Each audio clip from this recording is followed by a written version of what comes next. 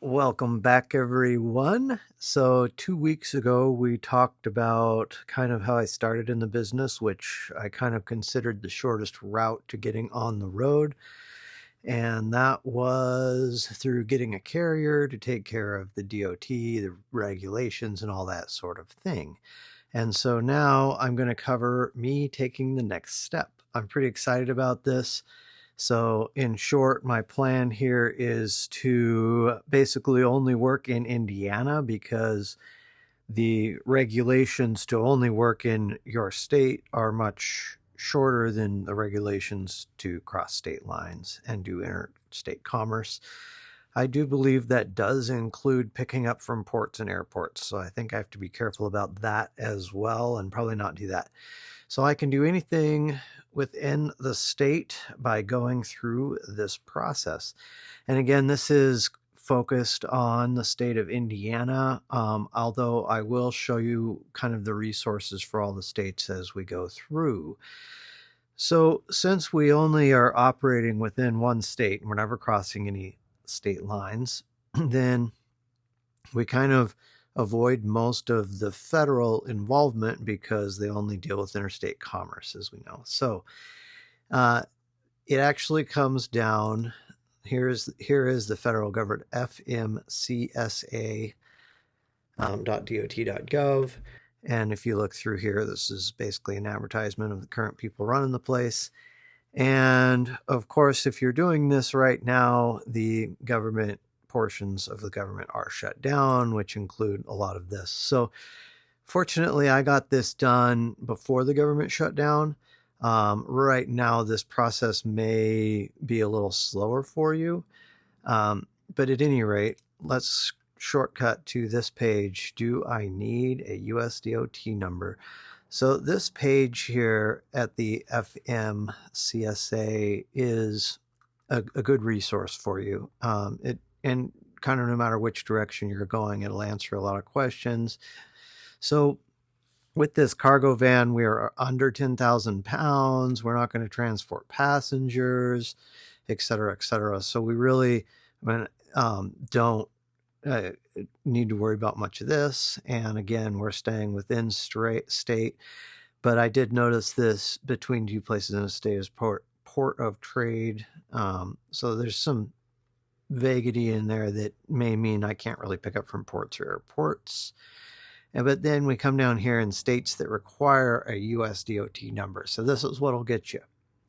If you live in any state that's not on this list, you check with your state, but you probably can skip this entire process. Now, there are a lot of states on the list, though. So you might want to come here and check and see if your state's on the list. My state is definitely on the list. And so it says for intrastate, not interstate, but intrastate, in-state only motor carrier registration, check with your responsible state agency. Now, checking with my responsible state agency, I'm going to get to a little later in this video, and that I found to be quite difficult to navigate that path. And so I'm going to go ahead and give anyone who is navigating that path a few shortcuts along the way that I found. And hopefully that helps this process go a little smoother for you. And so then, so now I determined that I did need a DOT number from the federal government to satisfy the state, but I do not need a MC number. I don't need an authority from the federal government or anything like that. So if we're on here on the main page, you're most interested in this registration tab. If you need a DOT number, there's some, this is where I found that. Do I need a DOT number page? And then now I'm going to show you, and getting into applying for a new DOT number. So getting started with registration, you go in through here and you kind of read through all the questions. I determined that I only need the number for the state. We already determined that. So then we're going to apply through this URS system, Unified Registration System. That's going to open us to here. And then this is going to take you to login.gov. here, which you can securely log in and create your access to the portal. And then you're going to fill out an application. Unfortunately, I can't show you that application process, but I can tell you what's required. And basically that is your like name, address, and things like this for the registration in here. And at that point, it got a little confusing. Okay. And so there is this resource here for the portal. And so it's not a very great resource, but it is a resource that you can use. It's the portal.fmcsa.gov. Let's see, /training /index.htm. So at any rate, there is a little information out there on how to do that. Basically, you need your name, address, your business name, address, registration, your EIN, all that sort of information you want to have ready. And then they're not the ones who dealt with insurance requirements. The state were, because I only got the DOT and not the authority. So again, you shortcut a lot of the rules. Basically, they just need to know where to contact you, and they're going to assign you a number so that the highway system can track you, track accidents and things like that through the portal. I wish I could show you the portal, but it's got some sensitive information in it I can't really show you. So that done, I did all that and got assigned a DOT number. That actually went pretty smooth once I got in here and then filled out the application. Okay. And then it came time to find the state level. And I'll tell you, this took me quite some time. And so I did some research online and I found some dead links, and I went from the FMCA portal, I went to there's a page that recommends contacts for your state. I went there, I called the number was disconnected. Then I interacted with the FMCA help bot and got a recommended number from the help bot. And the help bot gave me a number that was also disconnected. So no pun intended, or every pun intended, there is a big disconnect between this federal agency and the state agency in how to give you information for your state agency, at least in this state. And so then I decided the only place I knew to go in person was the BMV, the Bureau of Motor Vehicles here. That's our where we register our vehicles here. And I went there and I asked the teller, and they gave me a brochure that they pulled out of a dusty file cabinet. And their brochure, I wish I had it. I think I threw it away because it was horrible. No, I gave it back to them. Anyways, the phone number on the brochure was disconnected, and the website on the brochure was a 4404 error, not found, didn't exist in DNS. So yeah, that was a dead end. So I went back into them and I gave them their brochure back and was like, well, these are no good anymore. None of the things work. And we got a manager, and finally somehow through their system, they found a phone number. So all that to give you the phone number, and I'm going to put it on screen now. This is the phone number to call for Indiana. Okay, now the secret's out. So I got that phone number and I got hooked up with a representative. And from that point on, it was great. It was very smooth. The representative was very nice, helped me through the process.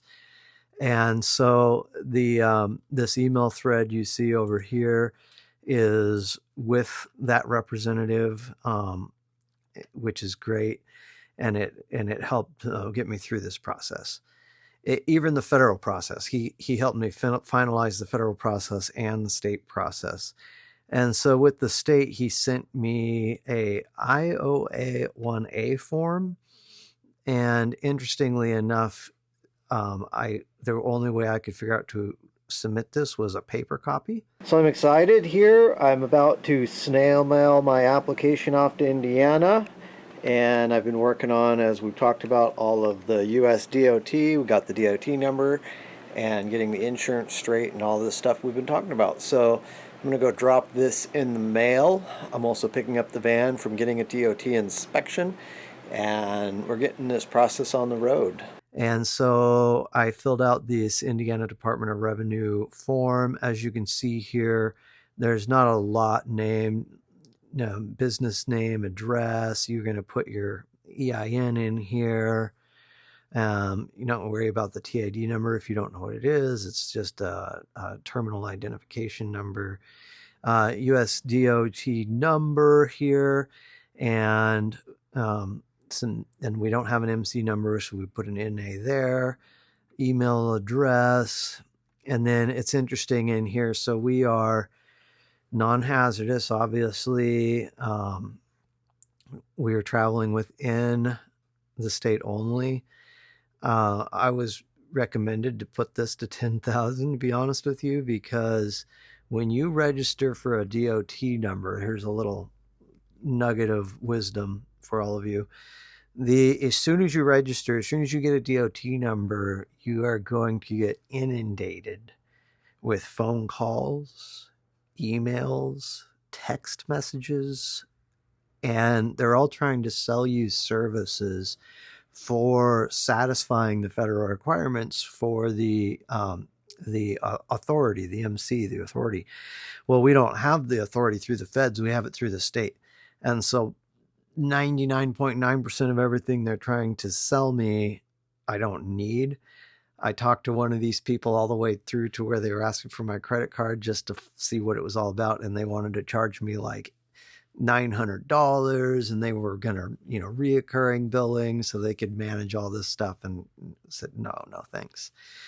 So you're going to get a lot of that, and you can ignore all of it because these people won't call or email you. The DOT people, the FMCSA people, the state DOT people, they all know this happens and they don't call you, which makes the process a little confusing. But so anyways, once you clock miles on your DOT, those phone calls and emails really slow down.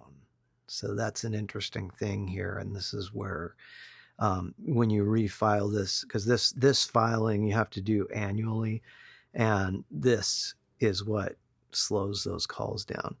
Interesting. So 2024 here, operation class, and we are for hire someone else's products in our vehicle. And then we're not actually doing any of the rest of this. And then this was interesting too. We're just doing general freight, and we don't if we're doing household goods, means you're basically a mover that's moving households, and that requires a whole nother level of regulation. If that's something you want to go into, or someone wants to see a video of that, let me know. But if you're moving other people's goods, that's a whole nother level or layer of regulation you have to go through. And so I'm not doing that right now. I'm just doing general freight, and I am doing my own freight. So that's in here somewhere as well. And there's all these classifications, and then you jump down here to equipment, and the cargo van is considered a straight truck. Okay. So that was I didn't feel like that was very well defined anywhere. So just so you know, if you're doing just the straight cargo van, I have a Transit 250 myself, that's considered a straight truck. And so, yes, I own it, one there, and we're not doing any passengers, all zeros. And then how many drivers and so we're going to have one Intrastate, and that's it for me beyond 100 mile, because I want to go anywhere in the state. Gross weight is under 26,000 over here. There it is. So we're in this category, which also in this state relieves some of the requirements, but not all of the requirements. And then information on the business. And then this is where the insurance comes into play. They want proof, the policy and etc. of the insurance. And they're also going to require the insurance send a Form E to the state. And so I even double confirmed with the state. This was another point of contention because I think I actually ended up having the insurance Form E sent to the state before I actually had the application to them through the mail. And so then my application got held up waiting for the Form E because they must have just disposed of the original. So then I had to have my insurance reissue the Form E, which wasn't a big deal. It just ate up a few days. So something to think about because this application did have to get snail mailed. And so at any rate, we are in the cheap category here, which is awesome, but we do have to have 300,000 of coverage for the operating vehicle, plus all things transparent. It's not quite transparent there. You have to have 100,000 in cargo and a maximum of a $2,500 deductible. So a couple other qualifications there. And then you can certify it, blah, blah, blah, mail it.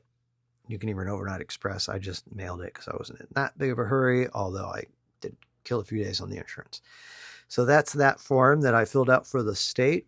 And then once it got approved, we were good to go. I got an email that was of approval. I don't have it right there, but... And that's it. That was the process. I have a few more resources here that might be interesting. And so here is the Indiana Department of Revenue Motor Carrier Services. This is the website for Indiana. This is where it all actually lives. It took me a while to find this. And of course, it's not in terminology that I was familiar with. And so we are part of base plate registrations, I do believe. And this is indicative of what their website's like. So if you go to their, not sure if you're required website, here are the questions. Here, I'll even refresh that for you. Yep, there's the questions, nothing. So this is kind of, their front-facing website is kind of like this all over the place, a little tough to navigate. But once you get into the base plate migration here, I'm going to give you this URL here because this is where you actually go in here to log in and do stuff.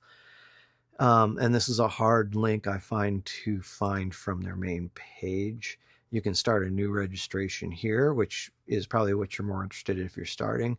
But once you've started the registration, it's really difficult to find how to get back and log in. And so here's the way I've found to do it. I'm sure there's probably another way if you talk to the people who built the thing. But yeah, so you can log in and manage your registration and everything once you get it all registered there through this login portal.